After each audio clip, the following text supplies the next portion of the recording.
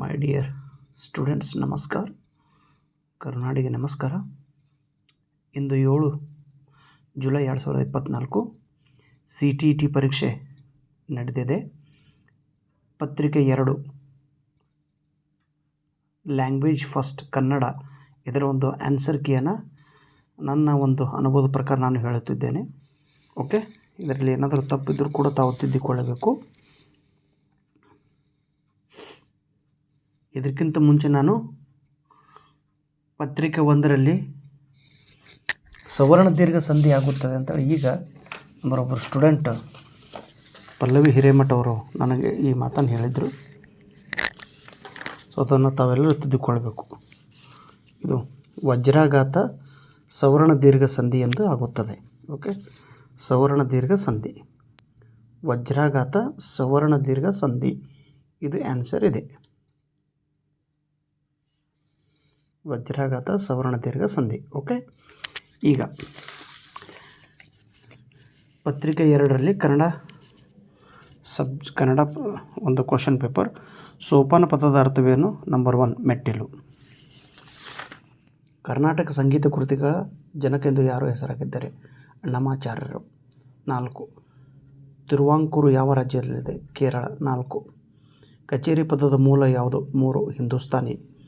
ಕಾಕತಾಳೀಯ ಎಂದರೇನು? 3ನೇದು ಆಕಸ್ಮಿಕ. ಸಂಗೀತಗಾರರೆಲ್ಲ ತಿರುವಾಂಕೂರಿಗೆ ವಲಸೆ ಹೋಗಲು ಕಾರಣವೇನು? 1ನೇದು ಮೈಸೂರು ಮತ್ತು ತಂಜಾವೂರು ಸಂಸ್ಥಾನ ವಿದ್ಯೆಗಳಿಂದ ಕುಸಿದಿದ್ದು. ವಿಷಯದಲ್ಲಿ ಈ ಪದದಲ್ಲಿಯ ಪ್ರತ್ಯಯ ಯಾವುದು? 2 ಸಪ್ತಮಿ ಅಲ್ಲಿ. 2ನೇದು ಕರ್ನಾಟಕ ಸಂಗೀತ 108 ತಾಳಗಳ ಅಚ್ಚುಕಟ್ಟಾದ ವ್ಯವಸ್ಥೆ ರೂಪಿಸಿದವರು ಯಾರು? ಅರುಣಗಿರಿನಾಥರು. 1ನೇದು ಸೋಪಾನ ಸಂಗೀತವೆಂದರೇನು? 3ನೇದು ದೇವಾಲಯ ಮೆಟ್ಟಲುಗಳ ಮೇಲೆ ಹಾಡುವ ಸಂಗೀತ. ಇದೊಂದು ಪದ್ಯ ಇದೆ. ಓಕೆ, ಈ ಪದ್ಯದ ಒಂದು ಉತ್ತರ 100 ಕ್ವಶನ್. ಸುಖಕ ಈ ಪದದಲ್ಲಿರುವ ವಿಭಕ್ತಿ ಪ್ರತ್ಯಯ ಇಲ್ಲ. ಪ್ರಥಮವು ಚತುರ್ಥಿಗೆ ದ್ವಿತೀಯನ್ನು.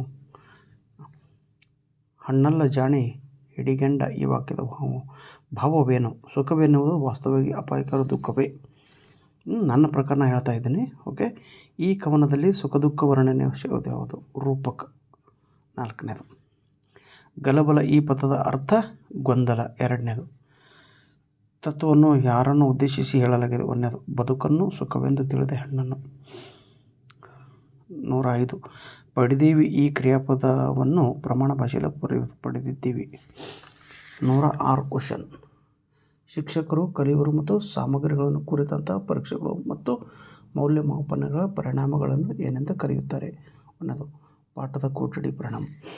ಆದರೂ ನೀವು ಸ್ವಲ್ಪ ಕನ್ಫರ್ಮ್ ಮಾಡಿರಿ. ನನ್ನ 107ನೇದು ಸಂವಹನ ಭಾಷಾ ಬೋಧನೆ ನೇರ ವಿಧಾನ, ವ್ಯಾಕರಣ ಭಾಷಾಂತರ ವೆಸ್ಟರ್ನ್ ಹೊಸ ವಿಧಾನ, ಮೌನವಾಗಿ ಓದುವುದು.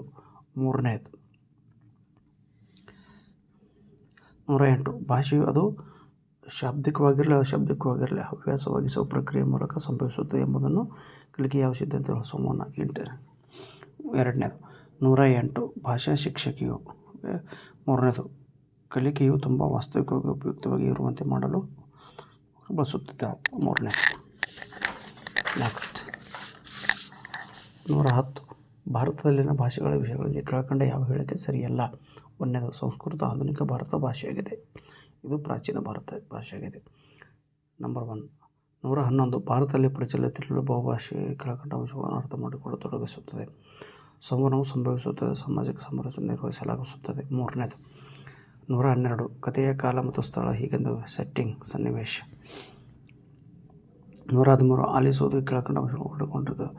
ಶಬ್ದವನ್ನು 3ನೇದು ಶಬ್ದವನ್ನು ಕೇಳುವುದು, ಶಬ್ದಗಳು ಇರುವ ಹಾಗೆ ಅವುಗಳ ಬಳಕೆ ಭಾಷೆಗೆ ತಿರುಗಿಸುವುದು, ಡಿಕೋಡ್ ಮಾಡೋದು. 114 ಪಾಠವನ್ನು ಆಲಿಸಲು ಉಪಯೋಗಿಸುವ ಕೆಳಕಂಡ ಮುಖ್ಯವಲ್ಲ. ಮಾತನಾಡುವ ಲಿಂಗ, ಯಾರು ಮಾತನಾಡುತ್ತಿರೋದು ಇಂಪಾರ್ಟೆಂಟ್ ಅಲ್ಲ. 115 ಭಾಷೆಯ ಯಾವ ಕೌಶಲ್ಯವನ್ನು ರಿಸೆಪ್ಟಿವ್ ಕೌಶಲ್ಯ ಎಂದು ಕರೆಯುತ್ತಾರೆ? ಆ್ಯಕ್ಚುಲಿ ಇದು ಪ್ರಶ್ನೆನೇ ತಪ್ಪದ್ರೆ. ಇದು ಪ್ರಶ್ನೆ ಏನು ಬೇಕಾಗಿತ್ತು? ರಿಸೆಪ್ಟಿವ್ ಅಂದ್ರೆ ಬರೆಯುವುದು ಮತ್ತು ಆಲಿಸುವುದು ಮತ್ತು ಓದುವುದು ಬೇಕಾಗಿತ್ತು. ಓಕೆ, ಇದಕ್ಕೆ ಗ್ರೇಸ್ ಮಾರ್ಕ್ಸ್ ಸಿಗ್ತಾಯಿತ್ತು ನೋಡು ಈ ಕ್ವಶನ್ಗೆ. ಇದು 4 ಆಪ್ಷನ್ ತಪ್ಪೈತಿ. ರಿಸೆಪ್ಟಿವ್ ಸ್ಕಿಲ್ ಯಾವುದ್ಯಾವುದು? ಲಿಸ್ನಿಂಗ್ ಆ್ಯಂಡ್ ರೀಡಿಂಗ್ ಬೇಕಾಗಿತ್ತು. ಇದು ಬರೆಯೋದು ಇದು ಎಕ್ಸ್ಪ್ರೆಸಿವ್ ಸ್ಕಿಲ್ ಆಗ್ತದೆ ರೀ. ಸೊ ಹೀಗಾಗಿ ಈ ಪ್ರಶ್ನೆಯದು ನಿಮಗೆ ಗ್ರೇಸ್ ಮಾರ್ಕ್ ಬರುತ್ತದೆ, ಗ್ಯಾರಂಟಿ. ಅದಾದ ನಂತರ 116